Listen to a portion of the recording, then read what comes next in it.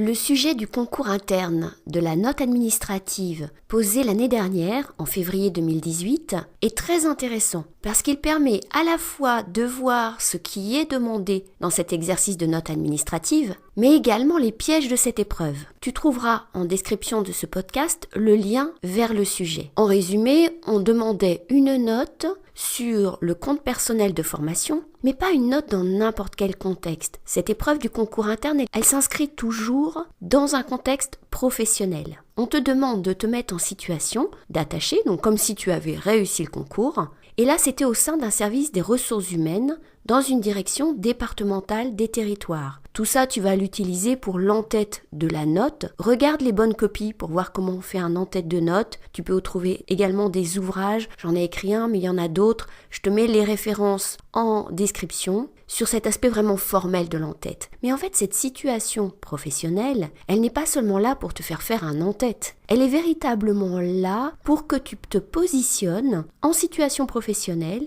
et tu as donc une commande qui en général t'est faite par ton responsable hiérarchique. C'est ici le cas puisqu'on te dit « Votre chef de service vient d'être saisi dans le cadre du compte personnel de formation d'une demande de financement d'une action de formation par un agent de la direction. » Donc là, tu vois que c'est très clair. La note, elle t'est faite par ton supérieur hiérarchique, ton chef de service, et elle doit lui servir. C'est ce côté opérationnel qui est très important. Tout ce que tu vas lui donner dans la note doit lui être utile. Donc il faut bien sûr que tu t'interroges sur quels sont ses besoins. La fin du sujet l'indique également clairement puisqu'on te dit « afin de l'éclairer sur cette demande, vous lui rédigerez une note synthétique et pratique ». Tu vois que quand on dit afin de l'éclairer sur cette demande, c'est bien un outil d'aide à la décision que tu vas lui donner. C'est-à-dire un outil qui va lui permettre de dire oui ou non à cette demande de financement d'une action de formation. Et ici, tous les mots sont importants parce que dans le cas du CPF, c'est bien le côté financement qui est le plus complexe.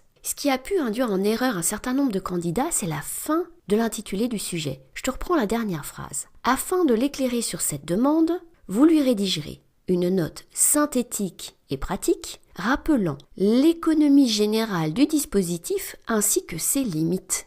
Alors c'est un peu contradictoire. On te demande une note pratique, mais on te demande aussi l'économie générale du dispositif ainsi que ses limites. On pouvait vraiment tomber dans le piège de la composition, c'est-à-dire de présenter l'ensemble du dispositif, ses enjeux, ses ambitions, ce qui a été fait, ce qui n'a pas été fait pour finir, et les limites du dispositif qui a été mis en place, c'est-à-dire de faire une critique de ce dispositif. Or, ce n'est pas du tout ce qui est demandé dans cette épreuve de note administrative. Ce qu'on te demande, c'est un outil utile à ton supérieur pour prendre une décision. Ce n'est pas de remettre en cause l'économie d'un système et d'en montrer les défaillances. Non, c'est bien de lui présenter ce qu'il doit appliquer, dans quel cadre va se situer sa décision, quelles sont ses marges de manœuvre, quels sont les éléments qu'il peut tenir en compte pour prendre la décision la plus adaptée au cas précis qui lui est soumis. Alors ici, le cas précis, il ne t'est pas donné. On te dit juste une demande de financement d'une action de formation par un agent. Tu n'as pas d'informations ni sur la formation en question, ni sur, par exemple, le statut de l'agent, son ancienneté, ses droits accumulés. Mais ce sont autant d'éléments sur lesquels il faut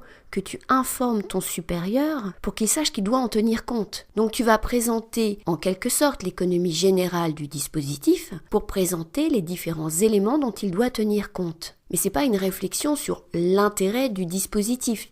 Ce dispositif, ton supérieur doit l'appliquer. Je dirais que le dernier mot du sujet là était vraiment piège. Quand on te demande de rappeler les limites du dispositif. Quand tu regardes les bonnes copies, tu vois que les candidats se sont volontairement éloignés, ont évité de reprendre ce terme de limite tel quel. La plupart ont fait un plan très classique avec la présentation générale du dispositif et les indications sur sa mise en œuvre par le service dans lequel tu es censé travailler. On retrouve d'ailleurs dans les rapports du jury des suggestions de plans de cet ordre-là. Dans l'un des rapports du jury, on nous dit que les points attendus étaient donc les éléments qui permettaient d'accepter ou de rejeter la demande de financement, la procédure à suivre et les modalités de financement de cette formation. Tu vois qu'on est vraiment sur un plan sur l'économie générale, comme le dit le sujet, puis la mise en œuvre et ses implications ici en termes de financement. On n'est pas du tout dans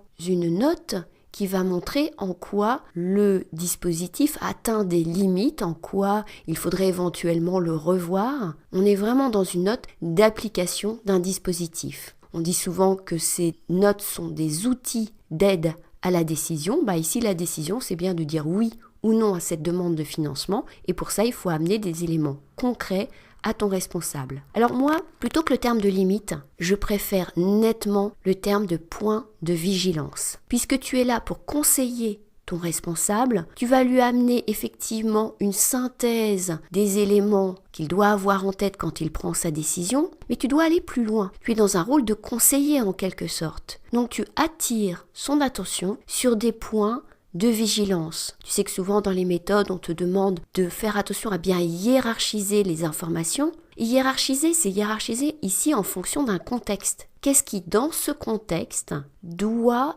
être particulièrement regardé par ton supérieur hiérarchique pour prendre sa décision? Tu vois qu'on s'éloigne quand même assez fortement du sens courant du terme limite. Donc pense à cet aspect point de vigilance. C'est pas une critique du dispositif, mais c'est où s'arrête le dispositif. C'est limite au sens qu'est-ce qu'on finance et qu'est-ce qu'on ne finance pas, ce qui n'a vraiment rien à voir. Un élément important pour bien comprendre le sens du sujet, et tu vois que c'est pas évident, c'est le dossier. Le dossier comporte bien sûr tous les éléments d'information qu'on te demande de reprendre dans la note. Tu n'as rien à ajouter. Or ici, on avait un dossier qui était essentiellement composé des textes législatifs et réglementaires qui permettent d'appliquer ce dispositif du CPF. On avait la loi, on avait le 2 décrets, on avait la circulaire qui va encore plus dans le détail de la mise en œuvre, et puis on avait une fiche pratique qui permettait d'avoir une information un petit peu plus pédagogique sur le dispositif. Tu vois qu'on n'avait aucun élément pour montrer quelles étaient les limites au sens, les défauts de ce dispositif. Alors quand tu vas te préparer à l'épreuve 2019 du concours interne de notes administratives, garde bien en tête ces éléments. On te demande une note concrète, une note utile au destinataire de cette note. Donc il faut bien se poser la question de quels sont ses besoins. Il faut lui apporter les éléments nécessaires pour qu'il tranche, il faut lui donner les éléments utile à sa décision et seulement cela. Donc première question, qu'attend de moi ma hiérarchie? Et la deuxième question, c'est quand même bien sûr de prendre en compte la façon dont la commande est formulée. Ici on nous disait une note synthétique et pratique, donc déjà on nous demande une note courte, une note proche du terrain. Et malgré tout, il faut regarder une certaine distance par rapport à cette formulation. Quand on voit qu'on rappelait l'économie générale du dispositif, je dirais que là, pas de souci, c'est le début de la note qui part d'un point de vue assez général pour aller plus dans le détail. Mais quand l'intitulé utilise le terme de limite, là, c'est à toi de te dire que, au vu du dossier, au vu de l'objectif de l'épreuve, ce terme de limite n'est pas à prendre au pied de la lettre. Voilà des éléments dont j'espère qu'ils te seront utiles pour cette prochaine épreuve de notes administratives. Si tu cherches plus d'informations sur ces épreuves de cas pratiques, notes administratives, notes de synthèse, n'hésite pas à regarder les autres vidéos que j'ai pu poster sur YouTube.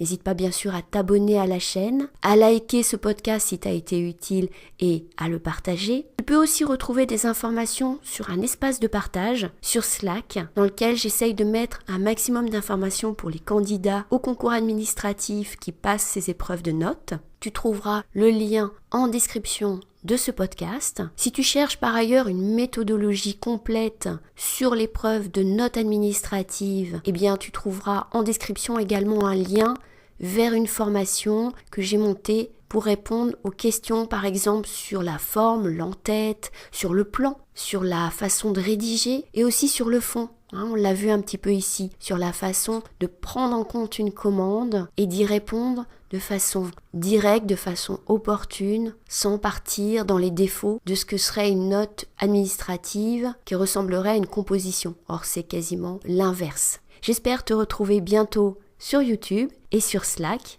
et je te souhaite en tout cas une très bonne préparation au concours interne d'entrée aux IRA.